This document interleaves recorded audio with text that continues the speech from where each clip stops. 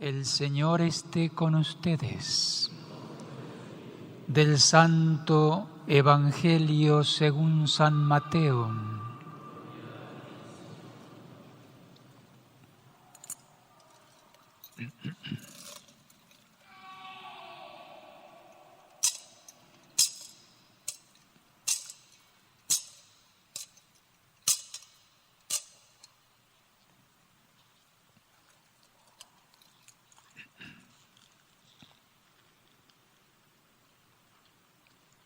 En aquel tiempo, cuando Jesús vio a la muchedumbre, subió al monte y se sentó. Entonces se le acercaron sus discípulos.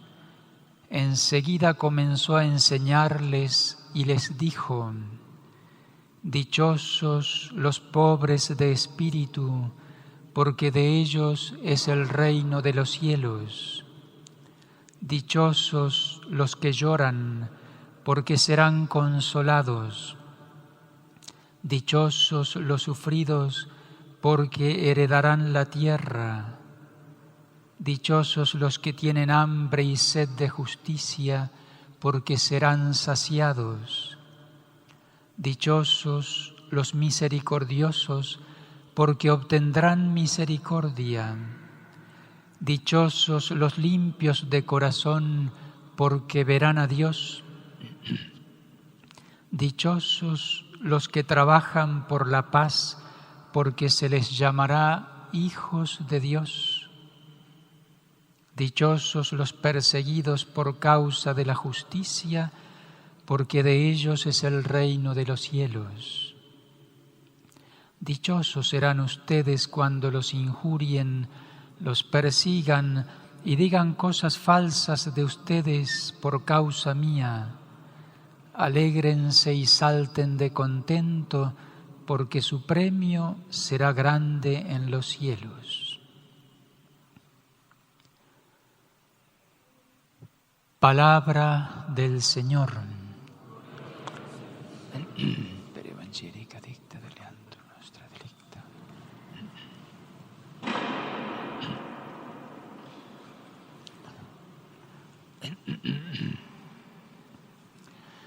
En el nombre del Padre, y del Hijo, y del Espíritu Santo.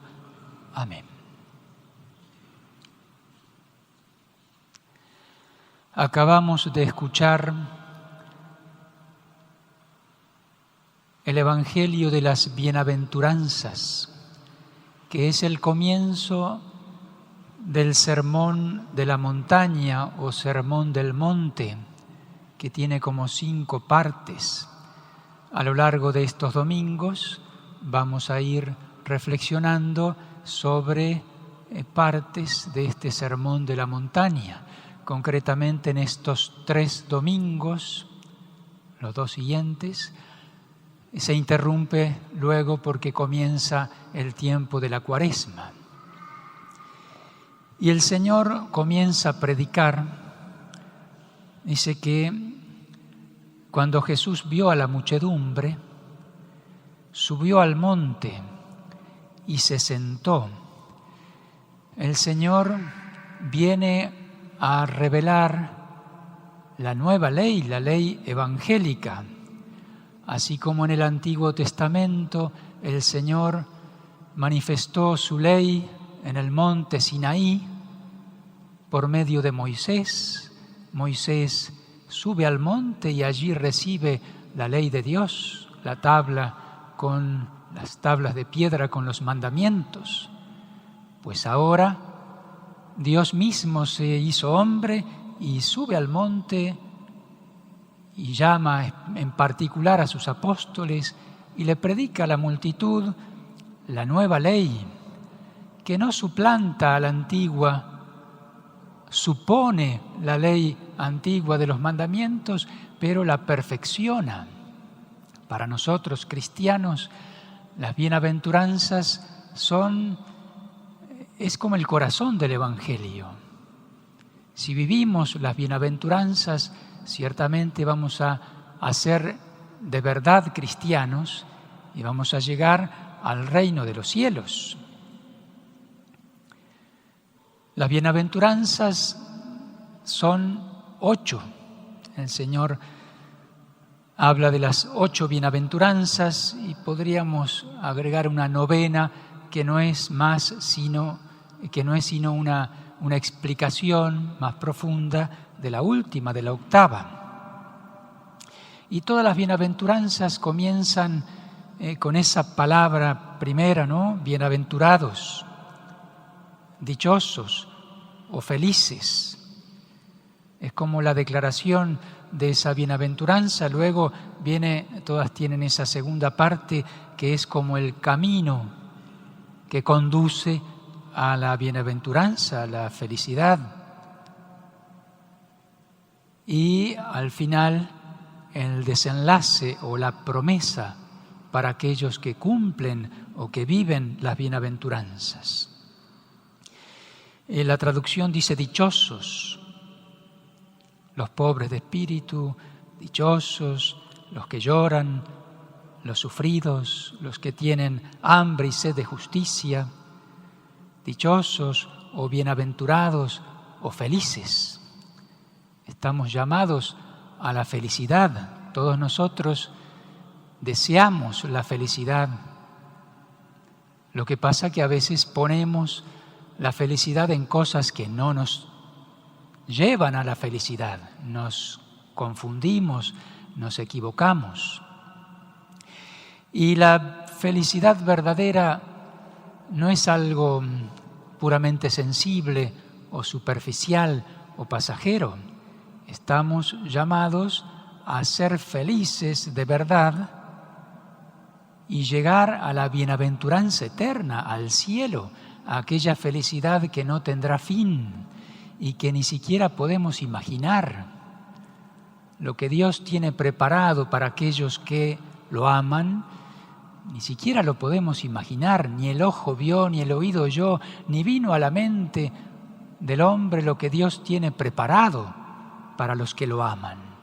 Vivir las bienaventuranzas es llegar algún día a esa felicidad eterna del cielo y es de alguna manera ya vivir en ese reino de los cielos prometido por Cristo para los que viven la bienaventuranza. La palabra griega que se traduce bienaventurados o felices o dichosos hace referencia a la bendición de Dios. Es la felicidad de aquel que es bendecido por Dios. De manera que no es una felicidad cualquiera, es la felicidad que Dios me quiere comunicar.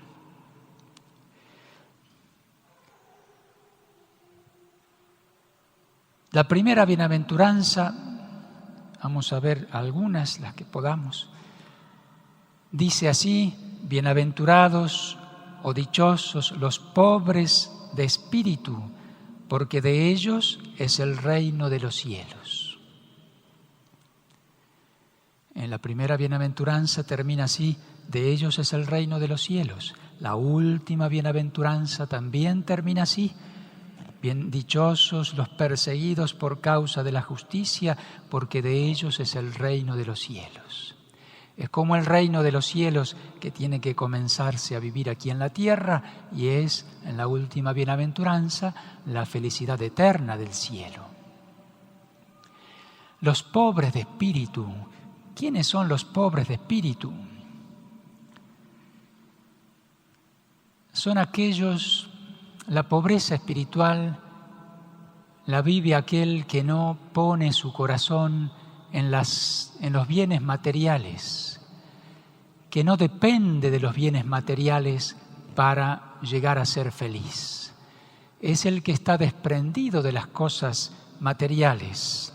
Es más bien una actitud o una disposición del corazón frente a las cosas y frente a Dios.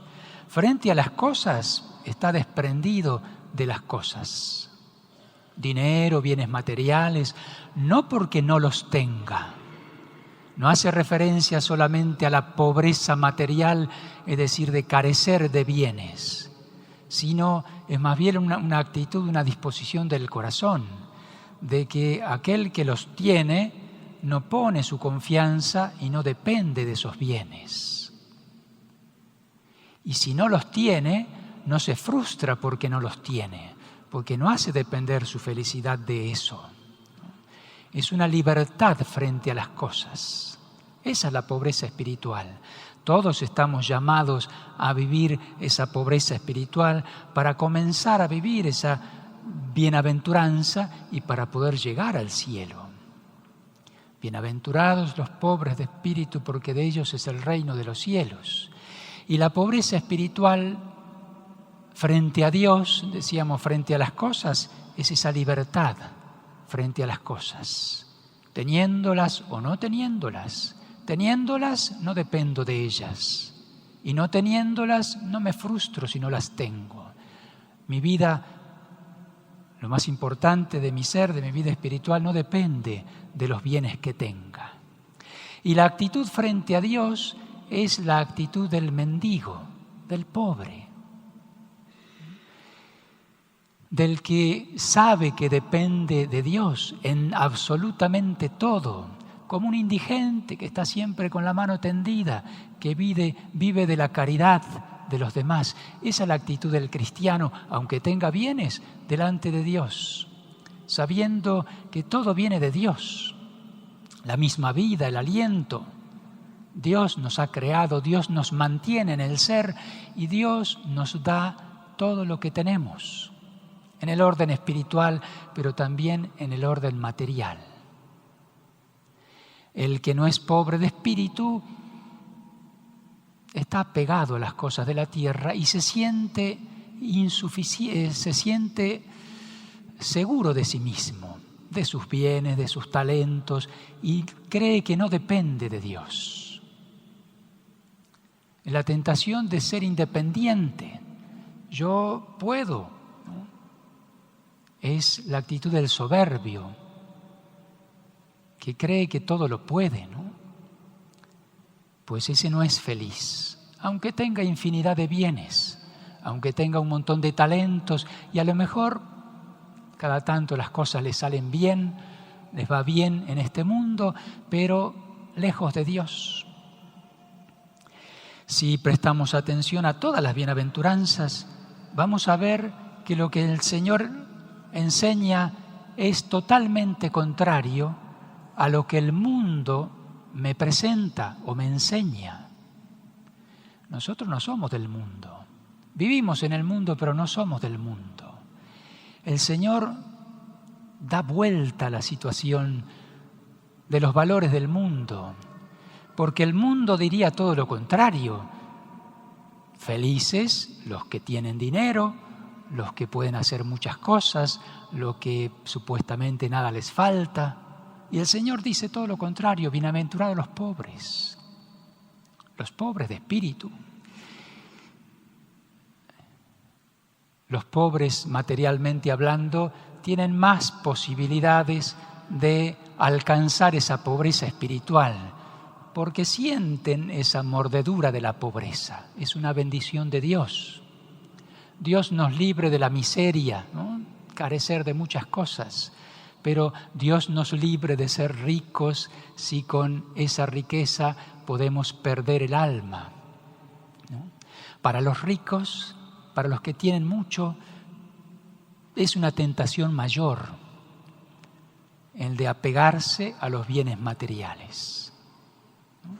Ciertamente que hay ricos que son pobres de espíritu y con libertad de espíritu son caritativos y saben que eso viene de Dios y lo usan bien, pero la tentación es mayor para los ricos. En cambio, el pobre tiene otras tentaciones: el resentimiento, la envidia, la frustración, el enojo, por carecer de cosas.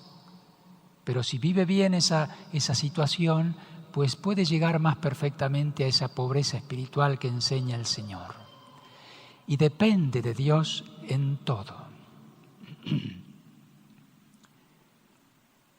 Bienaventurados los que lloran, dice el Señor, porque serán consolados. Pues el mundo enseña lo contrario. Felices son los que se divierten, los que ríen, los que la pasan bien. Y el Señor dice, bienaventurados los que lloran porque serán consolados. Son aquellas personas humildes que se ubican en la realidad. Vivimos en un valle de lágrimas. Hay problemas, hay dificultades, hay cruces. Hay muchos males en este mundo. Y el mal mayor es el pecado. En particular, la bienaventuranza hace referencia a ese mal mayor que es el pecado. A veces llamamos males a cosas que no son tan malas y justificamos el pecado como si no fuera algo muy malo, ¿no? Que me aparta de Dios y me puede llevar al infierno. Bienaventurados los que lloran sus pecados en primer lugar, como la mujer pecadora, ¿no? Que llorando frente, ¿no? a los pies de Cristo, el Señor la ha perdonado porque amó mucho, porque lloró sus pecados. Los que lloran son aquellos que se desahogan delante de Dios, siendo conscientes de sus males y alcanzan el perdón de Dios. Bienaventurados los que lloran, como Pedro, ¿no? que negó al Señor y lloró amargamente, dice el Evangelio, y mereció la mirada del Señor misericordiosa que lo perdona y lo bendice más que antes. Y no solo bienaventurados los que lloran sus propios pecados, podríamos agregar algo más. Bienaventurados los que solidariamente lloran los pecados de otros, los pecados del mundo, los que son conscientes de que Dios es ofendido por tantos pecados en el mundo. Señor, ten misericordia.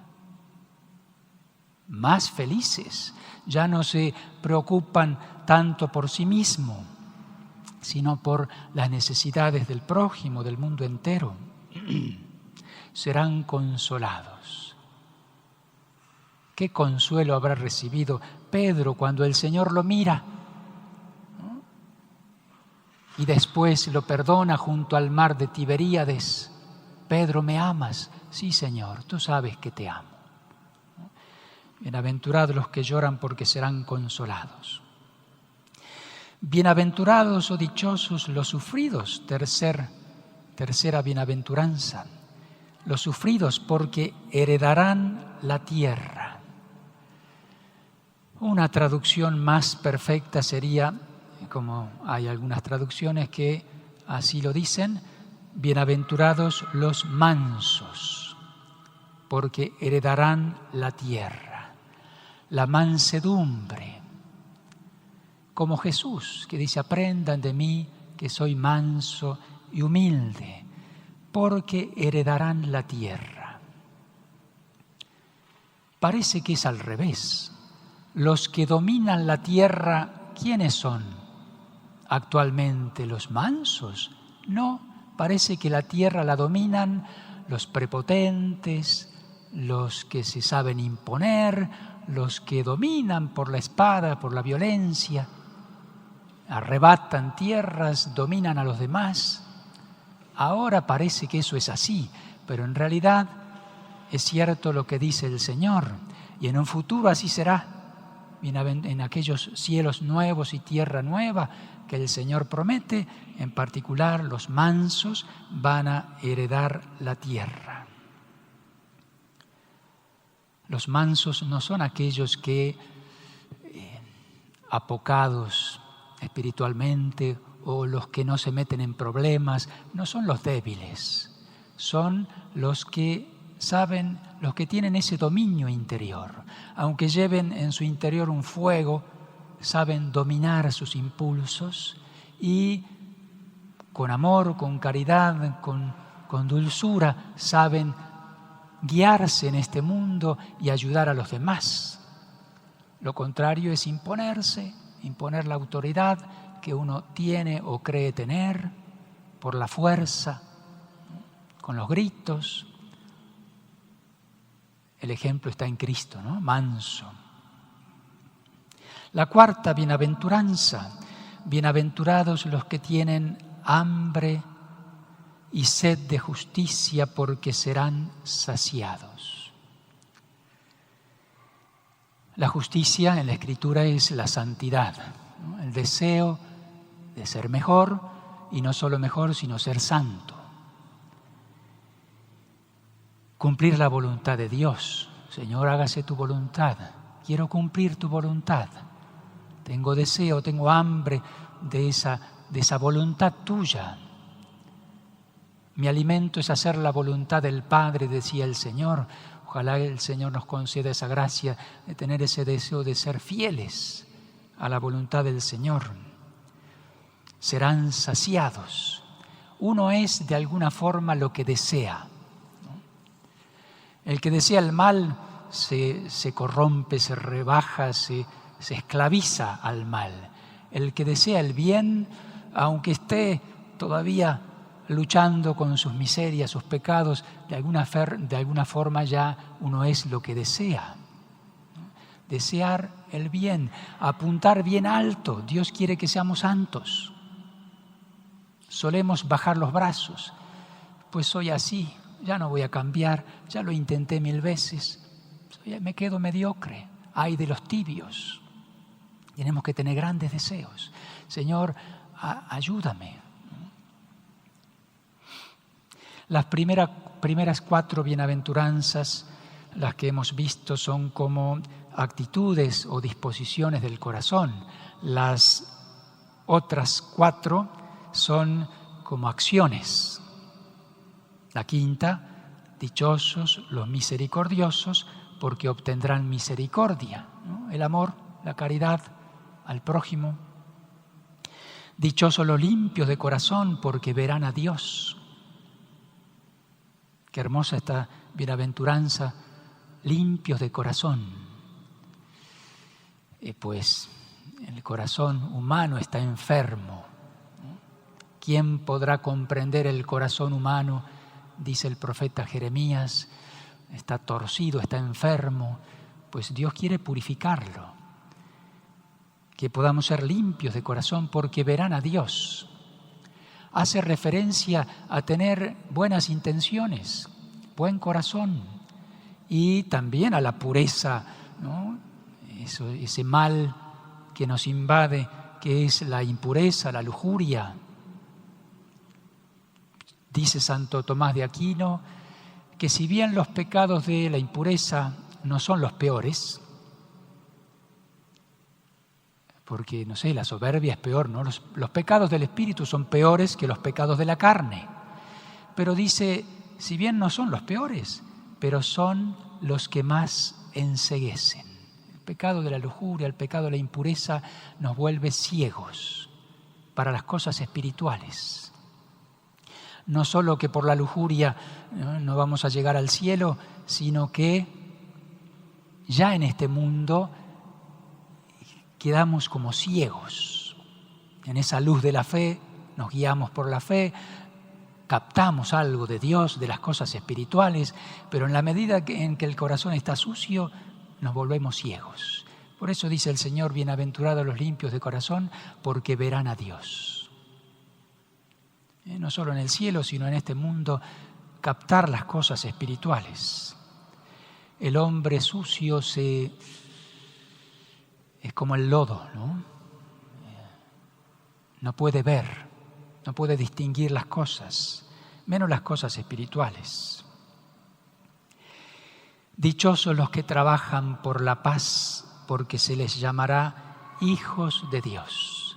La verdadera paz que comienza en el corazón propio, en el corazón humano propio, ¿no? Es el orden, la armonía del alma que vive en gracia de Dios, que cumple los mandamientos y que transmite esa paz y que trabaja por la paz. Se les llamará hijos de Dios.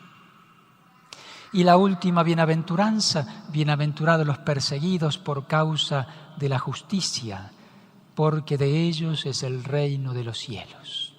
El Señor dirá, si a mí me persiguieron, a ustedes también los van a perseguir. Así es en este mundo. Si realmente queremos ser cristianos, cumplir los mandamientos, vivir las bienaventuranzas, ser fieles donde Dios nos ha puesto en nuestra vocación, donde sea, pues vamos a recibir persecuciones. El mundo se incomoda cuando ve a un cristiano que a lo mejor no habla, pero vive, ¿no? Ya incomoda, no es como los demás. Y viene el ataque, la burla, ¿no? O la persecución a muerte, ¿no? Como nos habla toda la historia de la Iglesia con los mártires que por ser fieles a Cristo murieron, ¿no? Supieron derramar la sangre por Cristo. Felices ellos. ¿Cuántos mártires morían con una sonrisa en los labios, ¿no? Me voy al cielo. Bienaventurados los que son perseguidos. No nos tiene que asustar la persecución. A veces basta una burla de alguien, de un compañero de la escuela, y aflojamos. Qué poca cosa que somos. Como cuando ese hombre que era discípulo del Padre Pío, hijo espiritual del Padre Pío, que pasó delante de una iglesia y le dio vergüenza hacerse la señal de la cruz, porque iba con otros compañeros, a lo mejor se iban a burlar, ¿no? Como delante de una iglesia está el Santísimo, nos hacemos la señal de la cruz, le dio vergüenza. Y esas cosas que tenía el Padre Pío, que no solo atendía a sus hijos espirituales, sino que los iba guiando espiritualmente, como que los estaba mirando. En ese mismo momento recibió un cachetazo, ¿no? Sintió la voz del Padre en su interior que le dijo: cobarde. No seas cobarde, ¿no? Por una simple burla. Pues Dios nos pide mucho más, ser fieles, aunque perdamos el trabajo, aunque perdamos la fama o aunque perdamos la vida, ¿no? Hay que ser muy valientes para, ¿no?, estar dispuesto a dar la vida por Cristo. Pero Dios nos llama a eso. Es posible vivir las bienaventuranzas. Es la ley evangélica. Si queremos cumplir el Evangelio, tenemos que vivir las bienaventuranzas, si no, no somos fieles cristianos. No alcanza con cumplir los mandamientos. Hay que cumplirlos a todos. Pero hay una perfección mayor, las bienaventuranzas. ¿Es posible eso? El mundo nos presenta todo lo contrario. Pues San Pablo, en la segunda lectura de hoy, dice que Dios eligió a los débiles, a los pequeños, a ustedes, a mí, poca cosa, para confundir a los poderosos, a los sabios del mundo, a los ricos. Y, dice San Pablo, estamos injertados en Cristo Jesús. La unión con Cristo nos hace capaces de vivir esto, de vivir la santidad. Seguir a Cristo es imitar a Cristo. Al relatar el Señor, a enseñar las bienaventuranzas, está siendo como un retrato de Él. Él vivió todas esas bienaventuranzas. Alguien fue más pobre que Cristo, incluso materialmente hablando, que no tuvo ni siquiera una cuna para nacer, ni un lecho para morir, y vivió pobremente, y lloró sobre Jerusalén, por los pecados de Jerusalén, manso, como decíamos, deseo grande de Dios, de la santidad, misericordioso. Él vivió las bienaventuranzas, nos mostró el camino y quiere que lo imitemos y nos da la gracia para poder vivirlas. Y junto a Cristo María, ¿no? María es bienaventurada, ¿no? Bienaventurada tú porque has creído, le dijo Santa Isabel. Vamos a pedir esa gracia de poder vivir las bienaventuranzas, imitar un poquito más al Señor, a la Virgen y empezar a gozar un poquito de esa felicidad que el Señor en el fondo de nuestro corazón nos quiere dar, con la esperanza de alcanzar la felicidad eterna del cielo.